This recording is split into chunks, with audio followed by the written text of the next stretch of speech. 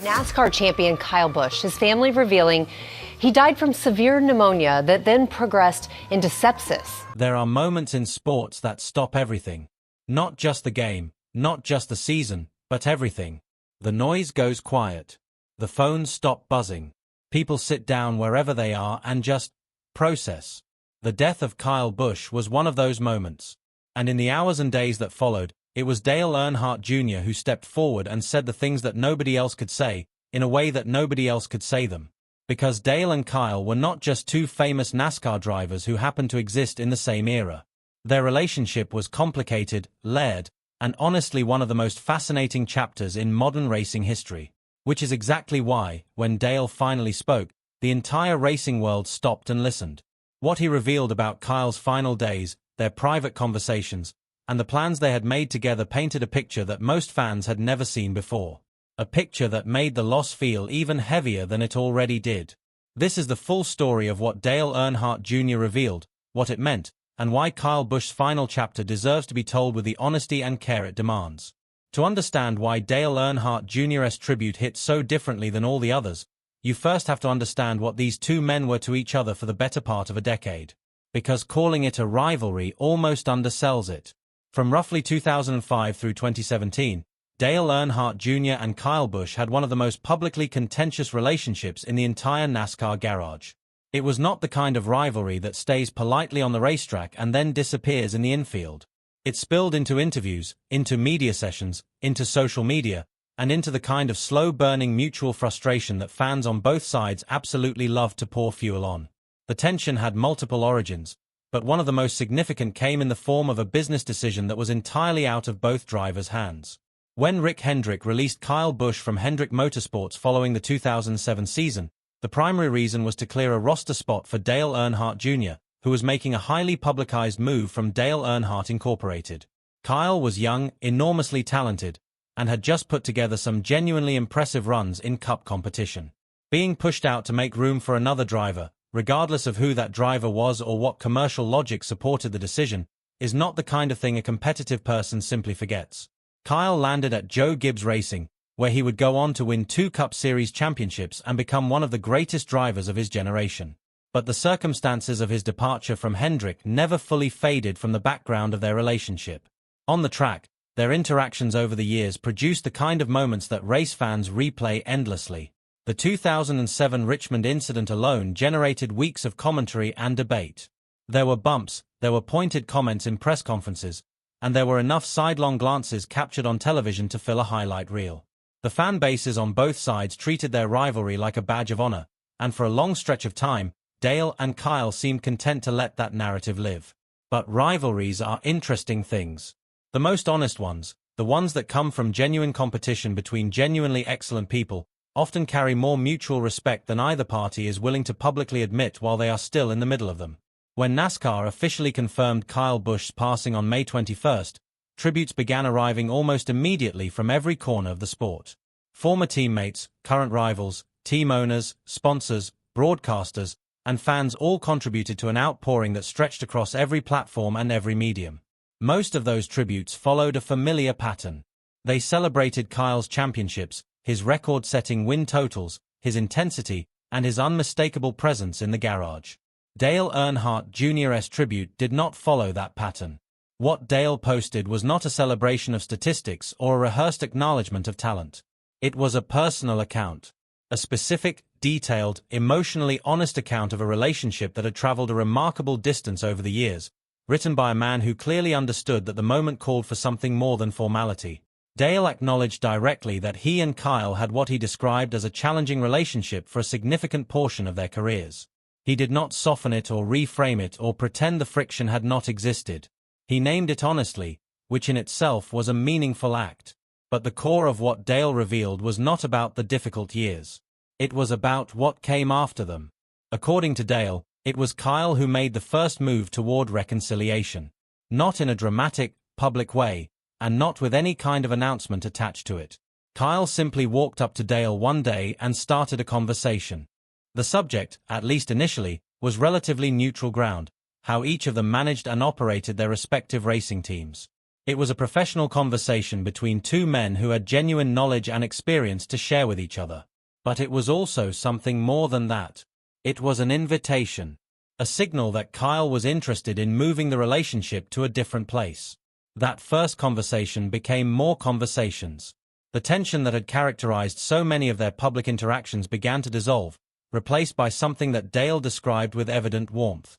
They laughed together about some of the things they had put each other through over the years. They did media appearances together and found a way to revisit the old rivalry with humor rather than hostility. Two men who had spent years as adversaries discovered, perhaps not entirely surprisingly, that they actually had a great deal in common. What Dale revealed next is the detail that lodged itself in the hearts of everyone who read it. The reconciliation between these two men had not just produced a warmer personal relationship. It had produced actual plans. Concrete, specific, genuinely exciting plans that spoke to how far things had come between them. Dale had been having conversations with Kyle about the possibility of Kyle driving one of the late model cars fielded by Junior Motorsports, Dale's NASCAR Xfinity Series organization. The specific event being discussed was a race at North Wilkesboro Speedway, a track with deep historical roots in NASCAR that has seen a significant revival in recent years. Kyle driving for Junior Motorsports at North Wilkesboro would have been one of the most talked about storylines of the entire season. The image of Kyle Busch, in a car carrying Dale Earnhardt Jr.'s brand and organization, competing on one of racing's most storied ovals, represented something that went beyond entertainment value. It would have been a public declaration of a friendship that had been quietly built in private. They had scheduled a meeting for Thursday, May 29th, at the Junior Motorsports facility in Morseville, North Carolina. The purpose of the meeting was to get Kyle's seat fitted in the car. A seat fitting is one of the most fundamental steps in preparing a driver for a race. It is where the physical reality of the plan becomes concrete. Kyle was reportedly enthusiastic about it. According to Dale, Kyle had actually laughed about the idea of his own fans and Junior Motorsports fans being forced to share the same rooting interest for one afternoon. He found genuine humor in the image of two historically opposed fan bases having no choice but to cheer for the same driver in the same car. That meeting was scheduled for May 29th. Kyle Busch died on May 21st, 8 days before the appointment. 8 days before a seat fitting that would have become one of the most warmly received stories NASCAR had produced in years. The rivalry that had generated so much noise, so many headlines, and so many passionate arguments across so many years was on the verge of transforming into something that fans on both sides could celebrate together. And then it was gone. Dale knew all of this when he sat down to write his tribute. He knew exactly what had been planned and exactly how close they had come to it.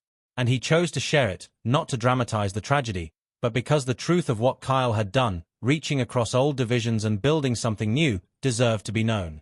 The tribute was not just about grief. It was about the kind of person Kyle Busch had quietly become. The days immediately before Kyle's death had contained moments that, viewed in retrospect, carry an emotional weight that is genuinely difficult to process. On Friday, May 15th, Kyle competed in the NASCAR Craftsman Truck Series race at Dover Motor Speedway. He qualified on pole. He dominated the event, leading an extraordinary number of laps and winning his 69th career Truck Series victory by a comfortable margin over the field. It was a performance that reminded everyone watching why Kyle Busch was considered by many to be the greatest Truck Series driver in the history of the division. His record of 69 Truck Series victories represents a level of excellence that the sport may not see matched for a very long time. After that race, a reporter asked Kyle why winning never loses its meaning.